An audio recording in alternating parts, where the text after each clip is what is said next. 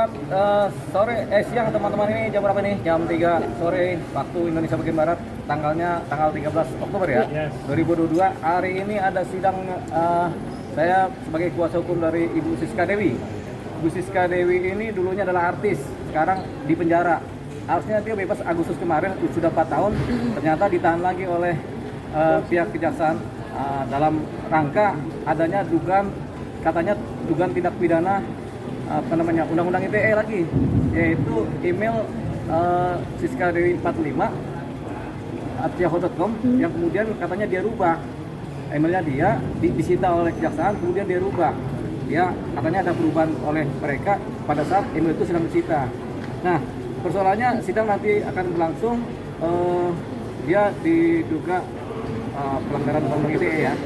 Nah, yang jadi persoalan, email tersebut oleh pihak kasasi, oleh putusan kasasi Mahkamah Agung itu sudah dimusnahkan sebagai barang bukti yang sudah tidak boleh dipergunakan lagi. Sejak 2019 melalui putusan Mahkamah Agung tidak boleh dipergunakan lagi, dan email tersebut harus dimusnahkan, dirampas oleh negara dan dimusnahkan. Artinya apa? Email tersebut sekarang sudah nggak kepake, sudah hilang, sudah tidak bisa dijadikan barang bukti. Nah, persoalannya sidang nanti adalah sidang mengenai dugaan perubahan paspor dari email tersebut. Jadi masa lalu ya. Nah, apakah bisa email yang sudah kemudian dirampas dan sudah dimusnahkan ini bisa dijadikan barang bukti kembali oleh pihak jaksa? Ini yang kita nanti pertanyakan ini kan. Makanya ini ada putusan selah karena kita minta kejelasan tentang dakwaan. Kenapa kok bisa dasar barang bukti utamanya itu sudah dimusnahkan dan dirampas oleh negara, dimusnahkan sudah nggak ada, mau dijadikan sebagai barang bukti? Ini kita nanti pertanyakan ya. Tapi ini ada putusan selah, nggak apa-apa. Putusan selah ini berlangsung, hasilnya apa? Karena sampai saat ini Siska Dewi kemudian ada penahanan baru ya, sebagai subjek hukum yang ditahan di Pondok Bambu dengan dasar surat perintah penahanan. Dasarnya adalah adanya pendakwaan pasal undang-undang ITE terhadap email yang sudah dimusnahkan oleh negara. Jadi ini nanti kita akan lihat putusan selanya, baru gitu kalau memang tetap berjalan berarti masuk ke materi pokok perkara. Di sinilah nanti kita akan adakan pembelaan untuk penegak hukum dan untuk kepentingan Siska Dewi. Ya, itu tadi hari ini sidang Siska Dewi dan kebetulan saya menjadi kuasa hukumnya. Oke. Bang, kondisi Ibu Siska sendiri seperti apa? Kondisi Ibu Siska Dewi waktu saya jenguk di rutan Pondok Bambu itu ya dia baik-baik saja. Beda dulu dia nggak pakai kerudung, sekarang dia pakai kerudung, ya kan? Kerudungnya waktu saya jenguk itu lumayan bagus, tapi lecek, mungkin dia pakai kerudung itu aja kali ya, namanya di penjara ya. Tapi ya tetap cantik sih. Ada yang diminta Bang dari pertemuan kemarin? Oleh siapa? Dari Bu Siska ke Abang? Oh, Bu Siska cuma minta, ada satu permintaan dia, yaitu dia minta tolong supaya dibela, itu aja. Jadi kita dalam posisi menolong beliau ya. Ini juga demi rasa keadilan ya, karena kita juga pelajari kasusnya ini, sudah barang bukti sudah dimusnahkan oleh negara, tapi itu juga menjadi dasar tuntutannya jaksa untuk mendakwa dia melakukan tindak pidana undang-undang ITE. Karena barang buktinya sudah dimusnahkan oleh negara berdasarkan putusan kasasi. Nanti saya sebarkan putusan kasasinya, tapi itu nanti sebagai barang bukti kami juga di persidangan berikutnya.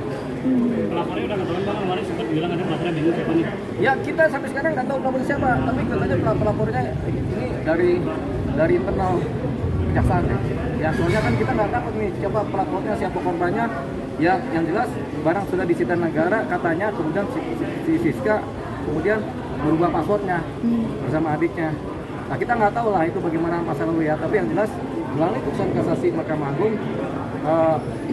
sudah diputuskan email Siska Dewi 45 @yahoo.com itu sudah disita dan dimusnahkan, dirampas oleh negara dan dimusnahkan. Tapi kan sudah nggak ada barang bukti.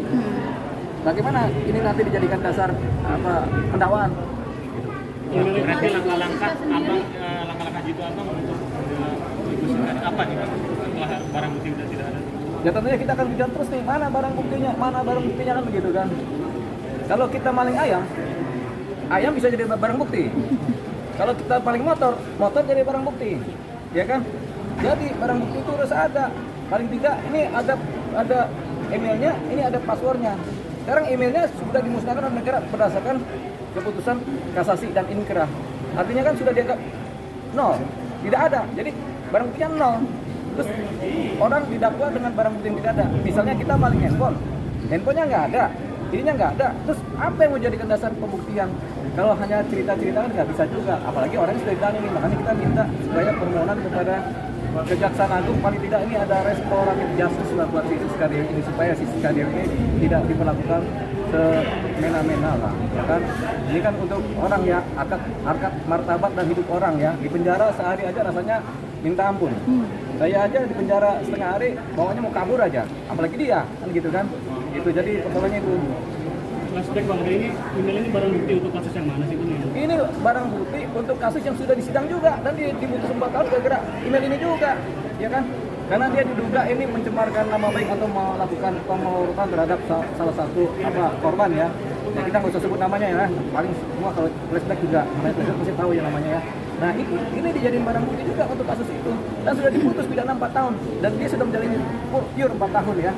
Tapi kemudian email ini juga yang barang bukti sudah dimusnahkan ini dipakai juga sebagai dasar untuk melakukan gugatan pidana, mendakwa dia katanya melanggar undang-undang ITE lagi. Nah makanya ini yang paling penting itu restoratif justice mari pegang ini ya, capek soalnya ya. Oke, lanjut.